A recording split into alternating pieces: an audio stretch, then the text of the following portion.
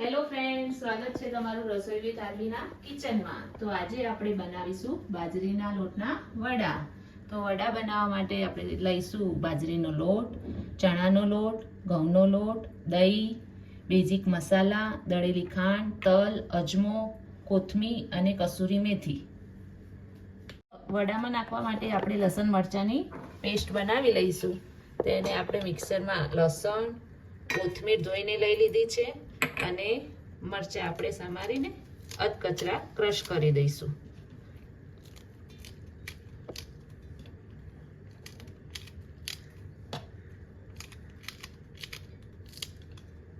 આપણી paste ready થઈ ગઈ છે। તો આપણે એક તાસમાં દહીં, લસણ મરચાંની પેસ્ટ,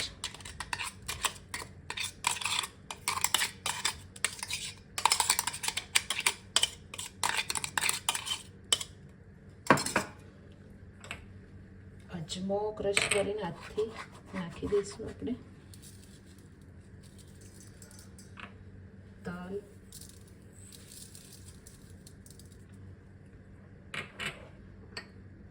કસૂરી મેથી,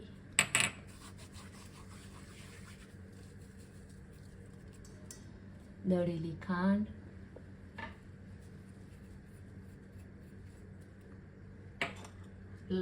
મરચું, હળદર, જીરું પાવડર, મીઠું અને દાણા જીરું, આ બધા મસાલા આપણે આમાં નાખી દઈશું અને આ બધું આપણે પ્રોપર મિક્સ કરી દઈશું। મિક્સ કર્યા પછી આપણે એમાં 1 ચમચી જેટલું તેલ નાખીશું।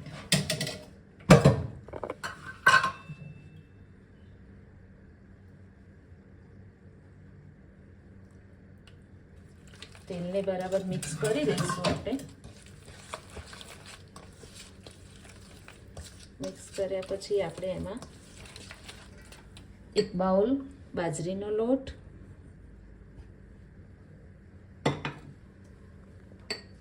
નાનો બાઉલ ઘઉંનો લોટ અને 3 થી 4 ચમચી ચણાનો લોટ આપણે લીધો છે।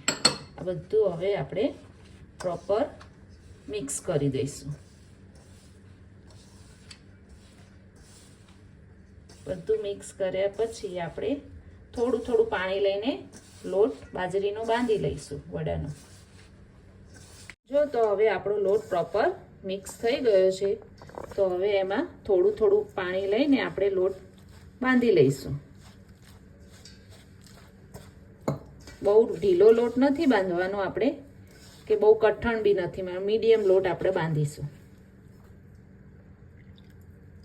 બહુ વધારે પડતું પાણી નાખીશું ને તો લોટ ઢીલો થઈ જશે।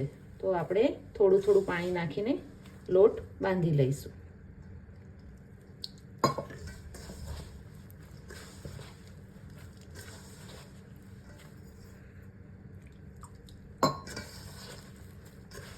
જોઈ શકો છો આપણો લોટ હવે બંધાઈને રેડી થવા લાગ્યો છે। જો આ ટાઈપનો આપણે લોટ બાંધી લેવાનો છે, ના બહુ ઢીલો કે ના બહુ કઠણ। હવે આમાં આપણે થોડું તેલ નાખીને લોટને કેળવી લઈશું।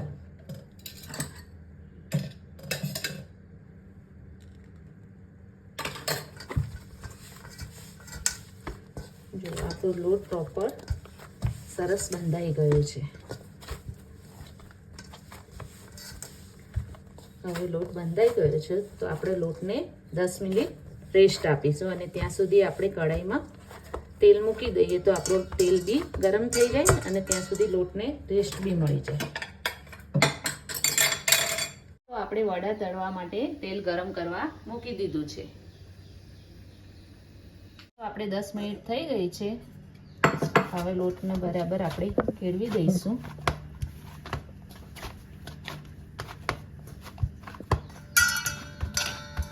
અને હાથમાં તેલ લગાવીને આપણે નાના નાના લુવા લઈ અને હાથેથી આપણે વડાને થેપી દઈશું। આ ટાઈપના આપણે વડા બનાવવાના છે।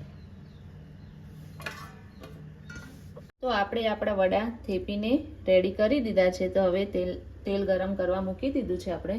તો હવે આપણે વડા તેલમાં નાખીએ. આપણે પહેલાં વડા છે ને હાઈ ફ્લેમે ઉપર તળવાના છે અને પછી તળાઈને થોડા તેલની ઉપર આવે પછી આપણે ફ્લેમ એની લો કરી દઈશું.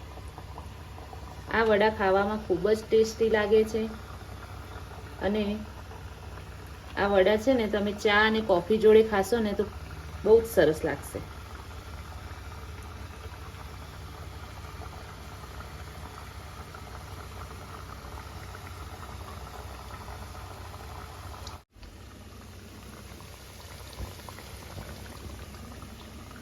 જોઈ શકો છો આપણા વડા ફૂલીને દડા જેવા થઈ ગયા છે અને ઉપર આવી ગયા છે. તો આપણે એને લો ફ્લેમ ઉપર કરી દઈશું.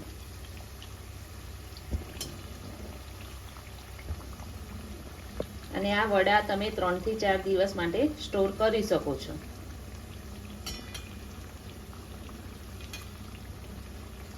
અને મારી આ રેસીપી તમને પસંદ આવે તો કોમેન્ટમાં જરૂરથી જણાવજો.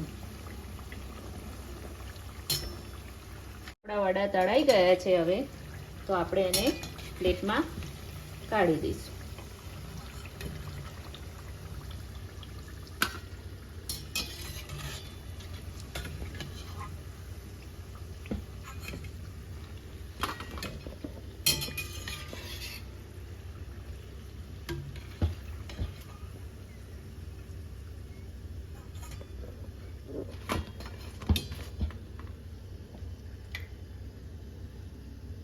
આપણે પ્લેટમાં વડા સર્વ કરી દીધા છે અને જોઈ શકો છો કે વડા કેવા સરસ ફૂલીને અંદરથી એકદમ સોફ્ટ અને બહારથી એકદમ ક્રિસ્પી બન્યા છે. તો તમને મારી આ રેસીપી પસંદ આવે તો કોમેન્ટમાં જરૂરથી જણાવજો અને લાઈક, શેર અને સબસ્ક્રાઈબ કરવાનું ભૂલતા નહીં.